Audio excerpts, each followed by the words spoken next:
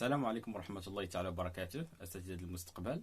في هذا الفيديو إن شاء الله غادي نحاول أنني نعطيكم واحد النصيحة، لأنها أنا متأكد إن شاء الله أنها غادي تساعدكم في البريباراسيون ديالكم. أولا نتمنى لكم التوفيق، ونتمنى أنكم غاديين في البريباراسيون ديالكم مزيان. هاد النصيحة هذه اللي غنقدم لكم خاصة بالطريقة ديال المراجعة، يعني كيفاش غادي نراجع بواحد الطريقة اللي غتكون إن شاء الله فعالة. أولا مثلا الناس ديال التخصص اللي كيدوزوا الامتحان في التخصص، مثلا الفرنسيه او الرياضيات ولا الانجليزيه، عندهم ثلاثه ديال الحوايج فاش كيتمتحنوا. كاين التخصص، وكاين ديداكتيك التخصص، وكاين علوم التربيه.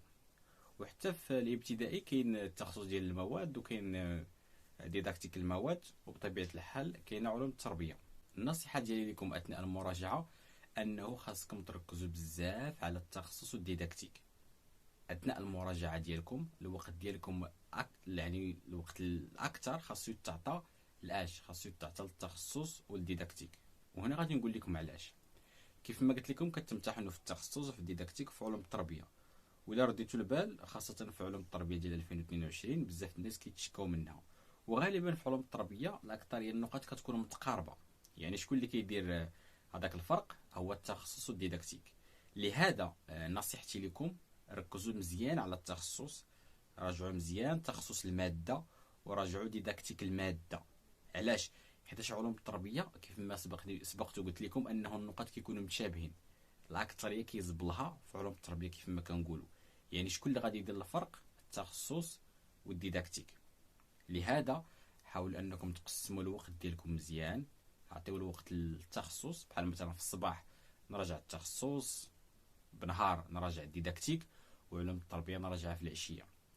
هنايا قلت لكم انكم تركزوا مزيان على التخصص والديداكتيك. هذا اللي يعني انني ما غاديش نبريباري علوم التربيه، ولكن الهاجس الكبير ديال الوقت ديالي خاصني نعطيه للتخصص والديداكتيك.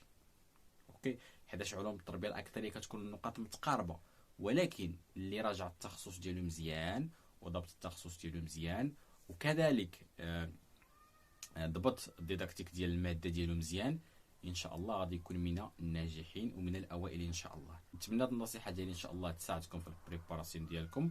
حد موفق للجميع، واللي عنده اي تساؤل بخصوص الامتحان وبخصوص كيفيه التحضير الى غير ذلك، ربما بعض النصائح. مثلا اللي بغى بعض المصادر، خاصه الناس اللي كيبريباريو الانجليزيه، اللي بغاو شي مصادر مثلا في اما في التخصص ولا في الديداكتيك، غير اللي يخلي لي تعليق او الله يصيفط الايميل ديالو ولا الواتساب ديالو، ان شاء الله غادي يوصلوا كاع الملفات. وكنتمنى لكم التوفيق، وما تنساوش الاشتراك على القناه والاعجاب بالفيديو، وحد موفق للجميع.